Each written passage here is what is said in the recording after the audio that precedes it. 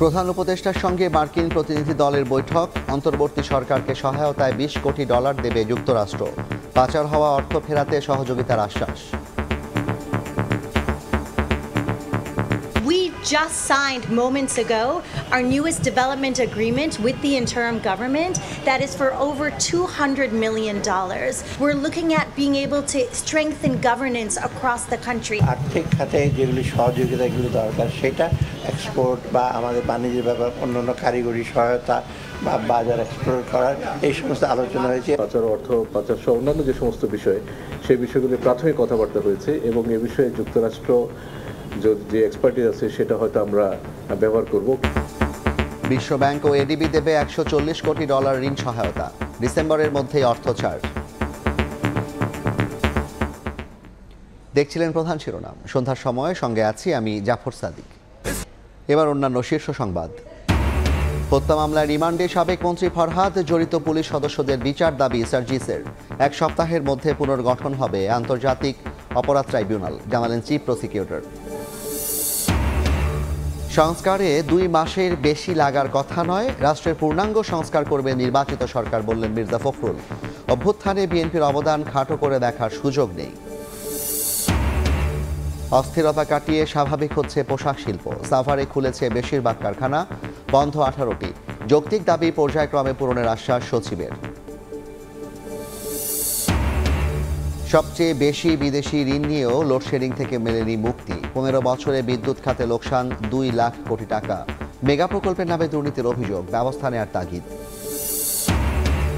এবং নিম্নচাপের প্রভাবে বৃষ্টিতে খুলনা বরিশালে জলাবদ্ধতা, নোয়াখালীতে এখনও নিখোঁজ 27 জেলে। কক্সবাজারে নামছে পানি, রাজধানীতে দিনভর ভোগান্তি।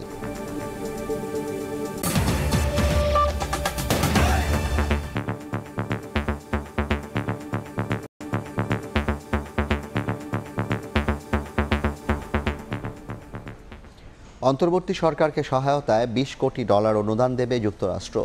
এতে গুরুত্ব পাবে সুশাসন, অন্তর্ভুক্তিমূলক উন্নয়ন ও অর্থনৈতিক খাত। রাষ্ট্রীয় অতিথি ভবন পদ্মায় পররাষ্ট্র ও অর্থ উপদেষ্টার সঙ্গে বৈঠক শেষে কথা জানান ইউএসএআইডির উপসহকারী প্রশাসক অঞ্জলি কর। এদিকে প্রধান উপদেষ্টা ডক্টর মোহাম্মদ ইউনূসের সঙ্গে সাক্ষাতে অন্তর্বর্তী সরকারের 1.5 মাসের কার্যক্রমে আনুষ্ঠানিক সমর্থন দেয় মার্কিন প্রতিনিধি দল। বিদেশে পাচার হওয়া অর্থ ফেরাতে তবে সহযোগিতা চাওয়া হয়েছে বলে জানান পররাষ্ট্র সচিব। অন্তর্বর্তী সরকার গঠনের পর প্রথম কোনো মার্কিন প্রতিনিধি দল ঢাকা সফর করছে। রোববার ব্যস্ত দিন কাটে প্রতিনিধি দলের 6 সদস্যের। অন্তর্বর্তী সরকারের প্রধান উপদেষ্টা ডক্টর মোহাম্মদ ইউনূসের সঙ্গে বৈঠক করে মার্কিন প্রতিনিধি দল। রাষ্ট্রীয় অতিথি ভবন যমুনায় রোববার সকাল 11টায় প্রধান উপদেষ্টার সঙ্গে বৈঠকে উপস্থিত ছিলেন যুক্তরাষ্ট্রের অর্থ বিভাগের অ্যাসিস্ট্যান্ট সেক্রেটারি ব্রেন্ট নেইম্যান ও পররাষ্ট্র দপ্তরের অ্যাসিস্ট্যান্ট সেক্রেটারি ডোনাল্ড লু সহ 6 মার্কিন প্রতিনিধি। এ সময় দেশ পুনর্গঠন, গুরুত্বপূর্ণ সংস্কার এবং পাচার যাওয়া অর্থ ফিরিয়ে আনতে মার্কিন যুক্তরাষ্ট্রের কাছে সমর্থন চান প্রধান উপদেষ্টা। এর আগে দিনের শুরুতে রাষ্ট্রীয় অতিথি ভবন যমুনায় পররাষ্ট্র উপদেষ্টার সঙ্গে সাক্ষাৎ করেন মার্কিন প্রতিনিধিরা। এরপর অর্থ উপদেষ্টা সালেউদ্দিন আহমেদের সঙ্গে বৈঠক শেষে অন্তর্বর্তী সরকারকে সহায়তায় $200 মিলিয়ন অনুদানের চুক্তি স্বাক্ষর করে 2 দেশ। ইউএসএইডের এশিয়া অঞ্চলের উপসহকারী প্রশাসক অঞ্জলি কর জানান, সুশাসন, অন্তর্ভুক্তিমূলক উন্নয়ন, সামাজিক, মানবিক ও অর্থনৈতিক সুযোগ বৃদ্ধি খাতে এ অর্থ অনুদান দিল যুক্তরাষ্ট্র। Focused on an inclusive growth and prosperity for the people of Bangladesh. This means we're looking at economic stability and growth. We're looking at improving health. We're looking at being able to strengthen governance. অর্থ উপদেষ্টা জানান, বিদেশে পাচার হওয়া অর্থ ফিরিয়ে আনা সহ কয়েকটি বিষয়ে আলোচনা হয়েছে মার্কিন প্রতিনিধিদের সঙ্গে। আর্থিক সংস্কার এবং আর্থিক খাতে যেগুলি সহযোগিতাগুলো দরকার সেটা, আর দ্বিতীয়ত বাণিজ্যের ক্ষেত্রে। বাণিজ্যে আমরা এক্সপোর্ট ডাইভার্সিফিকেশন এবং এক্সপোর্ট বা আমাদের বাণিজ্যের ব্যাপার অন্যান্য কারিগরি সহায়তা বা বাজার এক্সপ্লোর করার এই সমস্ত আলোচনা হয়েছে। ওরা বলেছে আমরা ডেফিনিট কর্ম পরিকল্পনা নিয়ে আমরা এগুবো, এগুলো তারা এবারে সহযোগিতা করার আশ্বাস দিয়েছে। দুপুরে পররাষ্ট্র সচিবের সঙ্গে আলোচনায় অংশ নেয় যুক্তরাষ্ট্রের উচ্চ পর্যায়ের দলটি। পরে সচিব জানান, বাংলাদেশের আর্থিক খাত সংস্কারে সহায়তার আশ্বাস দিয়েছে যুক্তরাষ্ট্র। অন্তর্বর্তীকালীন সরকারের সাথে তারা একযোগে কাজ করতে চান এবং সেটার প্রতিফলন হিসেবেই সরকার গঠনের 2য় মাসের প্রথমেই তারা এই প্রতিনিধি দলটি পাঠিয়েছে। দ্বিতীয়ত, আমরা আর্থিক সংস্কারের যে সমস্ত সেক্টরকে আইডেন্টিফাই করেছি, এই সবগুলো সেক্টরেই তারা সার্বিকভাবে সহযোগিতার আশ্বাস দিয়েছে। অন্তর্বর্তী সরকারের সংস্কার পরিকল্পনা এবং যুক্তরাষ্ট্র কিভাবে সহায়তা করতে পারে সে বিষয়ে আলোচনা হয়েছে। পাশাপাশি র্যাবের সংস্কার পরিকল্পনা নিয়ে মার্কিন প্রতিনিধি দলকে অবহিত করা হয়েছে বলে জানান পররাষ্ট্র সচিব। পাচার, অর্থ পাচার সহ অন্যান্য যে সমস্ত বিষয়, সেই বিষয়গুলি প্রাথমিক কথাবার্তা হয়েছে এবং এ বিষয়ে যুক্তরাষ্ট্র যে এক্সপার্টিস আছে সেটা হয়তো আমরা ব্যবহার করব। এদিকে বিকেলে বাংলাদেশ ব্যাংকের গভর্নরের সঙ্গে আলোচনা করেন মার্কিন প্রতিনিধি দলের সদস্যরা। তাজওয়ার মাহমুদ, সময় সংবাদ, ঢাকা। বাংলাদেশকে $100 কোটি ঋণ সহায়তা দেবে বিশ্বব্যাংক। এদিকে আরও $40 কোটি ঋণ সহায়তা দেবে এডিবি। আগামী ডিসেম্বরের মধ্যে অর্থ ছাড়ের কথা জানিয়েছে সংস্থা দুটি। সকালে বাংলাদেশ ব্যাংকের গভর্নর আহসান এইচ মনসুরের সঙ্গে বৈঠক শেষে বিষয়টি নিশ্চিত করেছে বিশ্বব্যাংক। এই ঋণ পেতে বেসরকারি খাতে অ্যাসেট ম্যানেজমেন্ট কোম্পানি করা, আন্তর্জাতিক মানদণ্ডে খেলাপি ঋণের নতুন সংজ্ঞায়ন এবং নতুন গঠিত টাস্কফোর্সের অডিট ফার্মের কার্যবিবরণী বিশ্বব্যাংকে উপস্থাপনের শর্ত মানতে হবে বাংলাদেশকে। এদিকে অর্থ উপদেষ্টা সালেহ উদ্দিন সঙ্গে বৈঠকে $40 কোটি ঋণ সহায়তা দেওয়ার কথা জানিয়েছে এডিবি। আগামীতে আরও কয়েকটি ধাপে বাজেটে অর্থ সহায়তার আশ্বাস দিয়েছে সংস্থাটি।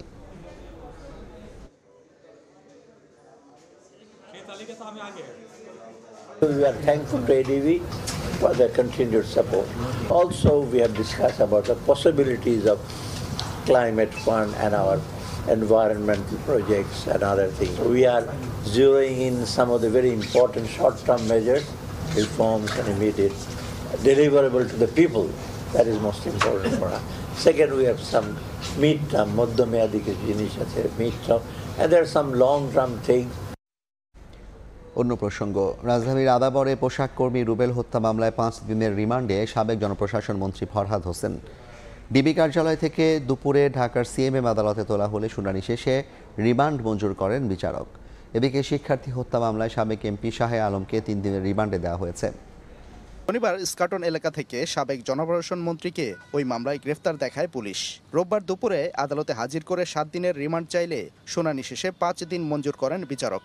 আজকে এই ফরহাদ হোসেনকে আদালতে উপস্থাপিত করে তদন্তকারী কর্মকর্তা 7 দিনের রিমান্ড প্রার্থনা করেন এবং তদন্ত কর্মকর্তা বলেন যেহেতু আজার নামী আসামি এই রুবেল হত্যার সঙ্গে প্রাথমিক তদন্তে তার জড়িত থাকার বিষয়টি উদ্ঘাটিত হয়েছে।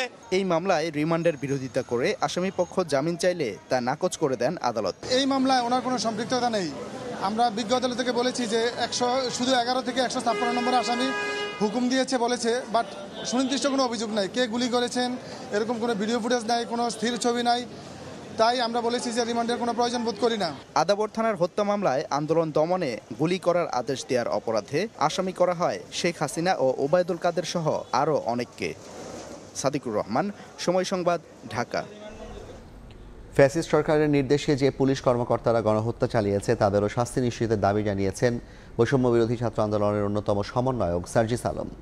দুপুরে মানিকগঞ্জ জেলা শিল্পকলা একাডেমি মিলনায়তনে বৈষম্য বিরোধী ছাত্র আন্দোলনে আহত ও শহীদদের স্বজনদের সঙ্গে মতবিনিময় শেষে এ দাবি জানান তিনি।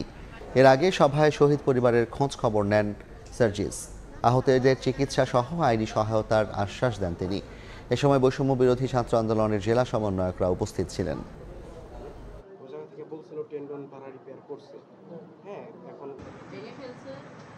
আইন শৃঙ্খলা রক্ষাকারী বাহিনীর যে সকল সদস্য সরাসরি এই হত্যাকাণ্ডের সাথে জড়িত ছিল এবং যাদের বিরুদ্ধে এভিডেন্সগুলো আছে তাদের বিরুদ্ধে আইনগতভাবে তদন্তের মাধ্যমে, মামলার মাধ্যমে হোক, যে কোনো মাধ্যমে, যেই প্রসেসের মাধ্যমে তাদের বিচার হওয়ার কথা সেই প্রসেসে অবশ্যই বিচার হইতে হবে। পুলিশ তার যদি বিচার না হয় তাহলে একজন রাষ্ট্রের অন্য একজন নাগরিকের বিচার করার অধিকারও বা বিচার করার বিষয়টিও প্রশ্নবিদ্ধ হয়।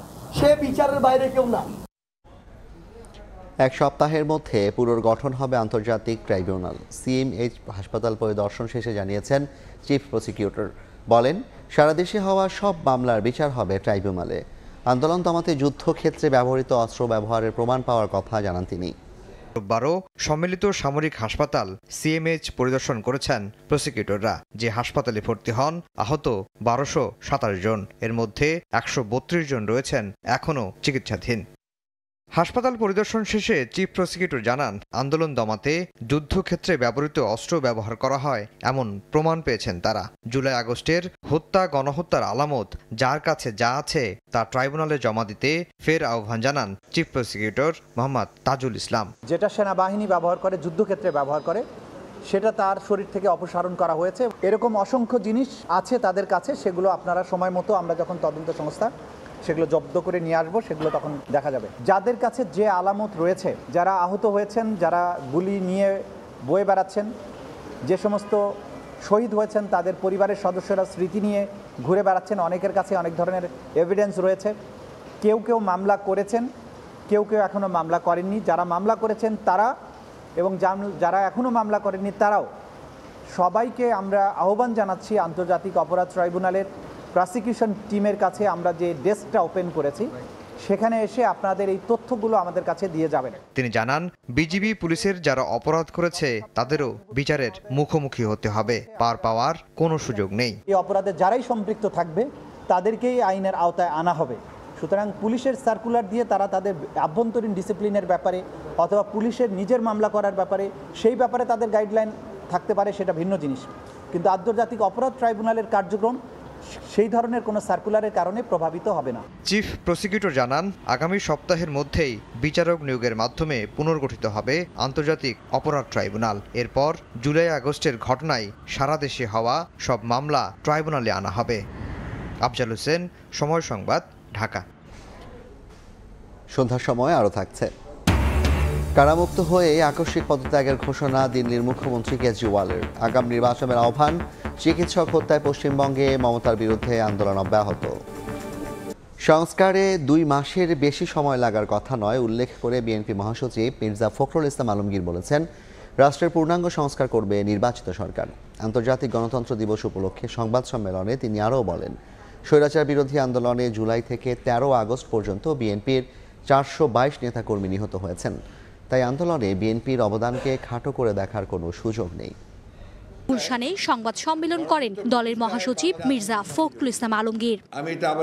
সংবাদ সম্মেলনে মির্জা ফখরুল বলেন, বারবারই ফ্যাসিস্ট আওয়ামী লীগের টার্গেটে ছিল বিএনপি। বৈষম্য বিরোধী ছাত্র আন্দোলন ও স্বৈরাচার বিরোধী এক দফা আন্দোলনে চলতি বছরের জুলাই থেকে 13 আগস্ট পর্যন্ত সারা দেশে বিএনপির 422 নেতাকর্মীকে হত্যা করা হয়েছে, যাদের মধ্যে 113 জন ছাত্রদল নেতা। স্বৈরাচারের পতন ঠেকাতে আওয়ামী লীগ বরাবরের মতোই বিএনপিকে প্রধান প্রতিপক্ষ হিসেবে চিহ্নিত করে এবং আন্দোলনকে দমন করতে নিপীড়নের মাত্রা বাড়িয়ে দেয়। 13 আগস্ট পর্যন্ত সমগ্র বাংলাদেশে শহীদ হন 875 জন মানুষ, যার মধ্যে কমপক্ষে 422 জন বিএনপি রাজনীতির সঙ্গে জড়িত। জনগণের ভোটের অধিকার ফিরিয়ে দিতে দেশ সংস্কারের পাশাপাশি নির্বাচনকে গুরুত্ব দিতে অন্তর্বর্তী সরকারের প্রতি আহ্বান জানান মির্জা ফখরুল। অতি দ্রুত যে সংস্কারের কাজে তারা হাত দিয়েছেন, আমরা মনে করি এই কাজগুলো দরকার। এই কাজগুলোকে খুব দ্রুত শেষ করে একটা নির্বাচনের দিকে যাওয়া, যে নির্বাচনটা একটা নিরপেক্ষ সরকারের অধীনে নির্বাচন হবে। আমার তো মনে হয় অতি দ্রুত, এটা 2 মাস লাগার কথা না, এবং 2 মাসের মধ্যেই উনি যদি দিয়ে দেন তার একটা নির্বাচন করে ফেলতে হবে। আগামীতে নির্বাচিত সরকার রাষ্ট্রের প্রতিটি অবকাঠামোতে সংস্কার করে জনবান্ধব করবে বলেও আশাবাদ ব্যক্ত করেন মির্জা ফখরুল ইসলাম। জনগণ ভোট দিয়ে তাদের প্রতিনিধি নির্বাচন করবে, তারপরেই আপনার বাকি কাজগুলো করা সম্ভব। মার্জিয়া মুমু, সময় সংবাদ, ঢাকা। স্বাভাবিক হচ্ছে তৈরি পোশাক খাত। সাভার আশুলিয়া ধামরাই এলাকায় খুলেছে বেশিরভাগ কারখানা, তবে 18টিতে বন্ধ রয়েছে উৎপাদন। এদিকে নিরাপত্তাহীনতা কাটাতে স্বস্তি প্রকাশ করলেও বিজিএমইএ বলছে এরই মধ্যে হাতছাড়া হয়েছে বেশ কিছু বিদেশি অর্ডার। শতভাগ কারখানা চালু করতে সর্বোচ্চ গুরুত্ব দিয়ে সরকার কাজ করছে বলে জানিয়েছে শ্রম ও কর্মসংস্থান মন্ত্রণালয়। প্রতিদিনের মতোই স্বাভাবিক কার্যক্রম চলছে আশুলিয়া এলাকার পরিবেশ বান্ধব এই তৈরি পোশাক কারখানায়। বেশিরভাগ কারখানার নিরাপত্তা কর্মী জানান, সকাল 8টায় নিয়ম মেনেই শ্রমিকরা যোগ দিয়েছেন কাজে। আমাদের ফ্যাক্টরি আজকে স্বাভাবিকভাবে চলতে আছে, সুন্দরভাবে চলতে আছে, কোনো সমস্যা নাই। শিল্প পুলিশের তথ্য, সাভার আশুলিয়া ধামরাই এলাকায় মোট 1863টি কারখানার মধ্যে রোববার শ্রমিক অসন্তোষের মুখে বন্ধ রয়েছে 18টি, আর সাধারণ ছুটি 2টিতে। তৈরি পোশাক শিল্প মালিকদের শীর্ষ সংগঠন বিজিএমইএ বলছে, সাভার আশুলিয়া এলাকার সংগঠনটির 407 7টি কারখানার মধ্যে শ্রম আইনের 13(1) ধারা অনুযায়ী বন্ধ আছে 7টি, খোলার পরও উৎপাদন শুরু করেনি এমন কারখানার সংখ্যা 6, আর বাকি 394টিতে স্বাভাবিক রয়েছে উৎপাদন কার্যক্রম। এই 18টা ফ্যাক্টরি আমরা ব্যাপারে মালিক এবং শ্রমিকদের মাঝে করছি যেন বসে তাদের সমস্যাগুলো নিরসন করতে পারে। সম্মিলিত প্রচেষ্টায় কারখানার স্বাভাবিক কর্মপরিবেশ ফিরে আসছে দাবি করে বিজিএমইএ বলছে, এরই মধ্যে কিছু ক্রয়াদেশ চলে গেছে ভারত, ভিয়েতনাম, শ্রীলঙ্কায়। সেই অর্ডারটা আমরা দেখতে পাচ্ছি কিছু কিছু অংশে এটি ভারত, পাকিস্তান, শ্রীলঙ্কা এবং ভিয়েতনামে চলে গিয়েছে। এদিকে কারখানার কার্যক্রম পর্যবেক্ষণে রোববার সকালে আশুলিয়া শিল্পাঞ্চলে আসেন শ্রম ও কর্মসংস্থান মন্ত্রণালয়ের একটি প্রতিনিধি দল। পরে সাংবাদিকদের জানান, শ্রমিক অসন্তোষ দূর করে শতভাগ কারখানা চালু রাখতে সর্বোচ্চ গুরুত্ব দিচ্ছে সরকার। তাদের দাবি দেওয়া বা যেই বিষয়গুলো আছে সেগুলো আমরা সরকারের দৃষ্টিতে আনব।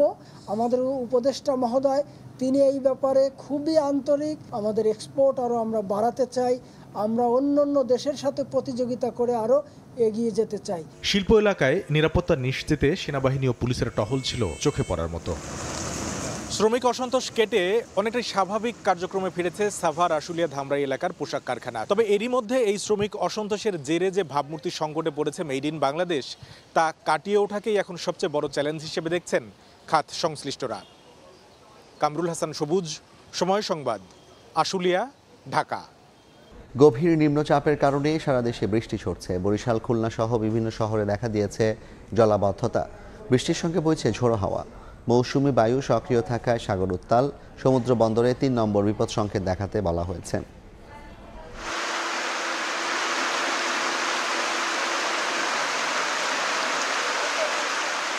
বর্ষাকাল পেরিয়ে ভাদ্রের বিদায় বেলায় প্রকৃতিতে পুরো দস্তুর বর্ষার রূপ। কখনো গুড়ি গুড়ি, কখনো মুষলধারে বৃষ্টি ঝরছে দেশ জুড়ে। শরতের স্বচ্ছ আকাশে গুমোট অবস্থা জানান দিচ্ছে বঙ্গোপসাগরে গভীর নিম্নচাপের অস্তিত্বকে। ক্ষণে ক্ষণে সাগর উত্তাল হয়ে উঠছে, বড় বড় ঢেউ আছড়ে পড়ছে সৈকতে। মৌসুমী বায়ু সক্রিয় থাকায় রাতভর বৃষ্টি ঝরেছে দেশের বিভিন্ন স্থানে। বরিশাল, খুলনা সহ বিভিন্ন জেলায় প্রধান প্রধান সড়ক সহ অধিকাংশ রাস্তাঘাট পানিতে তলিয়েছে। জলাবদ্ধতায় নাকাল নগরবাসী। অনেকের বাসাবাড়িতে পানি ঢুকে পানিবন্দী নিম্নাঞ্চলের মানুষ। বৃষ্টির সঙ্গে ঝড়ো হাওয়া ও বিদ্যুৎ বিভ্রাটের কারণে ভোগান্তি আরও বেড়েছে। প্রচুর ভোগান্তি, যে ভোগান্তির আসলে কোনো শেষ নাই। একটু বৃষ্টি হইলেই পানি জমে যায়, এমন কোনো রোড নাই, অলিগলি নাই যে মনে করেন পানি না আছে। ড্রেন করেছে ঠিকই, কিন্তু পানি তো এখনো আটশো পানি। পটুয়াখালীতে সর্বোচ্চ বৃষ্টিপাতের রেকর্ড হয়েছে। বৈরী আবহাওয়ায় সমুদ্র বন্দরগুলোকে 3 নম্বর স্থানীয় সতর্ক সংকেত দেখিয়ে যেতে বলা হয়েছে এবং মাছ ধরার ট্রলারগুলোকে এখনো সতর্ক অবস্থানে থাকতে বলা হয়েছে। যে বৃষ্টি হয়েছে আমার বয়সেও আমি এত বৃষ্টি দেখি নাই। পানিতে গেরাম গাঁও গ্রাম তলাই গেছে, বস্তিতে তাই হ্যাঁ ডুববে গেছে। বৃষ্টিতে রান্না খাওয়া সব বন্ধ হয়ে গেছে, গলের ভিতর হাঁটু সমান পানি। এদিকে কক্সবাজারে বৃষ্টিপাত কমে যাওয়ায় নামতে শুরু করেছে পানি, আর ভেসে উঠছে সদর উপজেলা, উখিয়া, টেকনাফ ও চকরিয়া এলাকার ক্ষয়ক্ষতি। তবে ঘরে ফেরা মানুষগুলো রয়েছে চরম দুর্ভোগে। লাবিব হাসান, সময় সংবাদ। সন্ধ্যার সময় আরও থাকছে। 5 বছর পর দ্বিপাক্ষিক সিরিজ খেলতে ভারত গেল বাংলাদেশ ক্রিকেট দল। চ্যালেঞ্জিং হলেও ক্রিকেটাররা ছন্দে থাকায় ভালো করার আশা অধিনায়ক শান্ত। বৈরী আবহাওয়ার কবলে পড়ে বঙ্গোপসাগরে ট্রলার ডুবির ঘটনায় নোয়াখালীর 27 জেলে এখনও নিখোঁজ রয়েছেন। তাদের উদ্ধারে কাজ করছে কোস্টগার্ড। গত 3 দিনে বৈরী আবহাওয়ায় কবলে পড়ে ছোট বড় 29টি ট্রলার দুপুর পর্যন্ত জীবিত উদ্ধার করা হয়েছে জেলেকে। নিখোঁজ 27 জেলের মধ্যে আমতলী ঘাটের কামরু মাঝির ট্রলারের 15 জন এবং একই ঘাটের রহিম মাঝির ট্রলারের 12 জন জেলে রয়েছেন। নিঝুম দ্বীপের 4টি ও জাহাজমারা কাটাখালী ঘাটের 2টি ট্রলার এখনও ঘাটে ফেরেনি।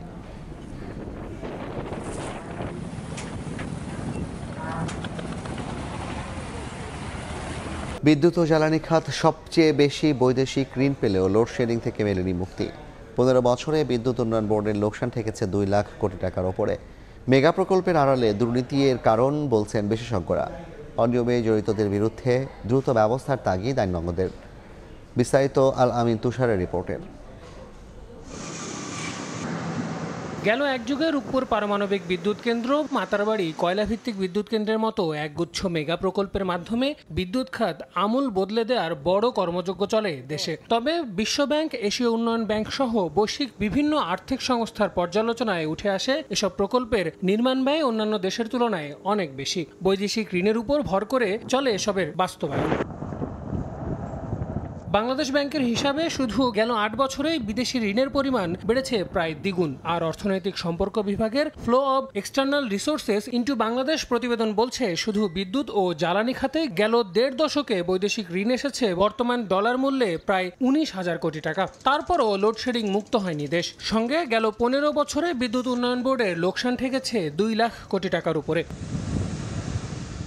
মেগা প্রকল্পের বাইরেও ২০৩০ সালের মধ্যে উৎপাদনে আসার জন্য নতুন করে আরও ৪৬টি বিদ্যুৎ কেন্দ্রের অনুমোদন দেয় সদ্য ক্ষমতাচ্যুত আওয়ামী লীগ সরকার। জাতীয় চাহিদাকে প্রাধান্য না দিয়ে নিজেদের স্বার্থ বাস্তবায়ন আর দুর্নীতিকেই এ অবস্থার জন্য দায়ী করছেন খাত সংশ্লিষ্টরা। ক্ষমতা বৃদ্ধি হলে আপনি বিদ্যুৎ দিতে পারছেন না, গ্যাস দিতে পারছেন না, তার মানে অন্যায়, অযৌক্তিক তথা লুণ্ঠনমূলক ব্যয় এইভাবে বৃদ্ধি করে চলেছেন। সরকারি পর্যায়ে সরকার এইভাবে পদ্ধতিগতভাবে লুণ্ঠনের সুযোগ সৃষ্টি করেছে এবং লুণ্ঠন করতে যে অলিগার্ক তৈরি করেছে। বিদ্যুৎ ও জ্বালানি সেবা লুণ্ঠনমুক্ত হতে হবে, মুনাফা মুক্ত হতে হবে এবং সরকারি সেবা হতে হবে। এমনকি নিজেদের পরিচয় গোপন করার শর্তে প্রকল্পগুলোতে অন্তত ২০ ধাপে অবৈধ অর্থ লেনদেনের অভিযোগ করেছেন খোদ বিদ্যুৎ ও জ্বালানি খাত সংশ্লিষ্টরা। এসব অনিয়মের সঙ্গে জড়িতদের দ্রুত আইনের আওতায় আনার তাগিদ আইনজ্ঞদের। প্রজেক্টগুলো নেওয়াই হয়েছিল দুর্নীতি করার জন্য এবং টাকা লোপাট করার জন্য। দুদকও সেই সময়ে কোনো ব্যবস্থা নেয়নি। দুদকের নেমে যাওয়া উচিত এই প্রজেক্টগুলোর দুর্নীতি সম্পর্কে খোঁজ করার। আদালতে যাতে করে মামলা দ্রুত বিচার হয় সেই ব্যবস্থাটাও, সেই পথটাও এখন তৈরি করা দরকার। সকল অনিয়ম পেছনে ফেলে আগামীর বাংলাদেশে সব প্রকল্প বাস্তবায়নে জনচাহিদা আমলে নিয়ে জবাবদিহিতা নিশ্চিত করে কাজ করবেন নীতি নির্ধারকরা, এমন তাগিদ সংশ্লিষ্টদের। আল আমিন তুষার, সময় সংবাদ, ঢাকা। উৎপাদনে ফিরল দিনাজপুরের বড়পুকুরিয়া তাপবিদ্যুৎ কেন্দ্রের তৃতীয় ইউনিট। জাতীয় গ্রিডে যোগ হচ্ছে ২২০ মেগাওয়াট বিদ্যুৎ। ৬ দিন বন্ধ থাকার পর নতুন ওয়েল পাম্প স্থাপন করে রোববার দুপুর ২টার দিকে আবার উৎপাদন শুরু হয় ৩ নম্বর ইউনিটে। এই ইউনিটটিতে দিনে ২০০ থেকে ২২০ মেগাওয়াট বিদ্যুৎ উৎপাদনে সক্ষম। এটি চালু রাখতে দৈনিক ২৩০০ মেট্রিক টন কয়লা প্রয়োজন হবে। গত ৯ সেপ্টেম্বর সন্ধ্যায় ওয়েল পাম্প নষ্ট হলে বন্ধ হয়ে যায় উৎপাদন। কয়লাভিত্তিক তাপবিদ্যুৎ কেন্দ্রের তৃতীয় ৩টি ইউনিটের বিদ্যুৎ উৎপাদন ক্ষমতা ৫২৫ মেগাওয়াট। সঠিক কাগজপত্র তথ্য দিয়ে আবেদন করলে বাংলাদেশিরা ৪৮ ঘন্টার মধ্যে মালয়েশিয়ার ভিসা পেতে পারেন বলে জানিয়েছেন দেশটির হাইকমিশনার হাজনাহ এম হাশিম। দুপুরে Bangladesh institute of international and strategic studies আয়োজিত অনুষ্ঠানে তিনি জানান, বর্তমানে বাংলাদেশে মালয়েশিয়ার বিনিয়োগের পরিমাণ $5 বিলিয়ন। বিনিয়োগ আকর্ষণে বেশ কিছু খাতে সংস্কারের তাগিদ দেন তিনি। এদিকে রোহিঙ্গা সংকট সমাধানে বাংলাদেশের সঙ্গে মালয়েশিয়া নিবিড়ভাবে কাজ করছে বলে জানিয়েছেন দেশটির high commissioner. Malaysia remains one of the strongest supporters of Bangladesh in voicing the Rohingya issue in various multilateral fora. Malaysia will work with other ASEAN member states and dialogue partners who have influence on Myanmar to push for peace, more effective humanitarian mechanism, and the eventual political engagement of all relevant stakeholders in Myanmar. Malaysia had also rendered humanitarian assistance since the beginning of the Rohingya crisis. কারামুক্তির 2 দিনের মাথায় দিল্লির মুখ্যমন্ত্রী পদ ছাড়ার ঘোষণা দিয়েছেন আম আদমি পার্টির নেতা অরবিন্দ কেজরিওয়াল। ভারতীয় গণমাধ্যমের খবর অনুযায়ী আগামী ৪৮ ঘন্টার মধ্যে নতুন মুখ্যমন্ত্রী বাছাইয়ের কাজ শেষ হলে আনুষ্ঠানিকভাবে সরে যাবেন কেজরিওয়াল। আকস্মিক এমন ঘোষণার প্রতিক্রিয়ায় কটাক্ষ করতে ছাড়েনি প্রতিদ্বন্দ্বী দল বিজেপি। সময় বেঁধে না দিয়ে বরং দ্রুতই পদ ছাড়ার আহ্বান জানিয়েছেন দলটির নেতারা। আবগারি দুর্নীতি মামলায় কারাগার থেকে ৬ মাস পর জামিনে বেরিয়ে যেন বোমা ফাটালেন দিল্লির মুখ্যমন্ত্রী অরবিন্দ কেজরিওয়াল। ঘোষণা দিলেন ৪৮ ঘন্টার মধ্যে পদত্যাগ করার। রোববার দিল্লিতে দলীয় এক সভায় কেজরিওয়াল বলেন, ২ দিন পরে তিনি মুখ্যমন্ত্রীর পদ থেকে পদত্যাগ করবেন। জানান, আদালত থেকে ন্যায় বিচার পেলেও এখন জনগণের আদালত থেকে ন্যায় বিচার চান তিনি। দিল্লিতে আগাম নির্বাচনেরও দাবি জানিয়ে বলেন, কেবল জনগণ চাইলেই আবারও মুখ্যমন্ত্রীর চেয়ারে বসবেন।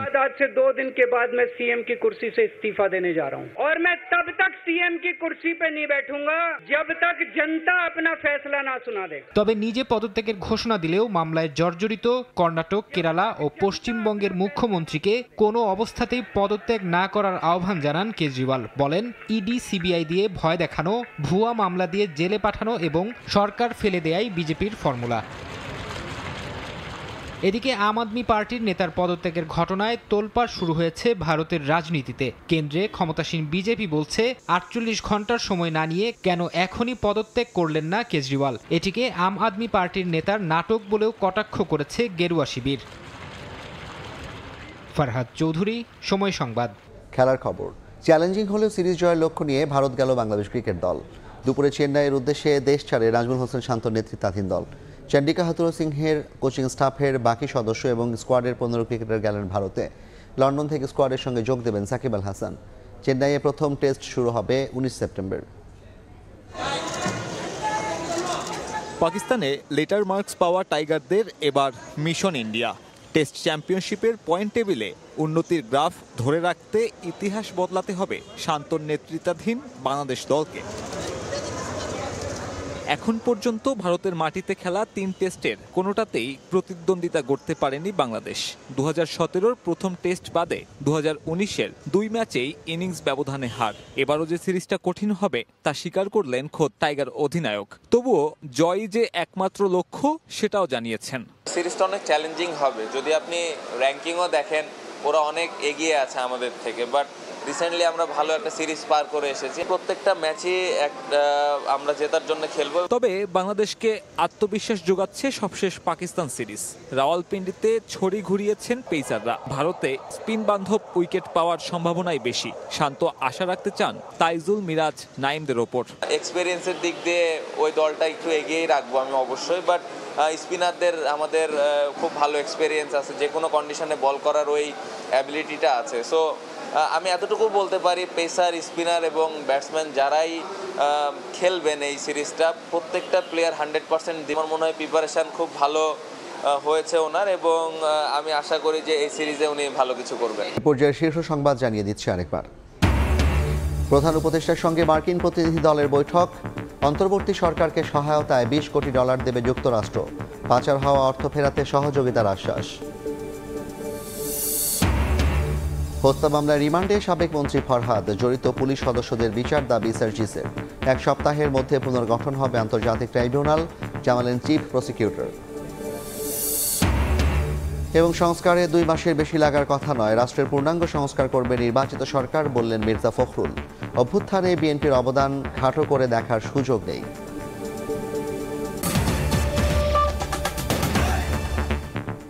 এই ছিল সন্ধ্যার সময়। সঙ্গে থাকুন সময়ের।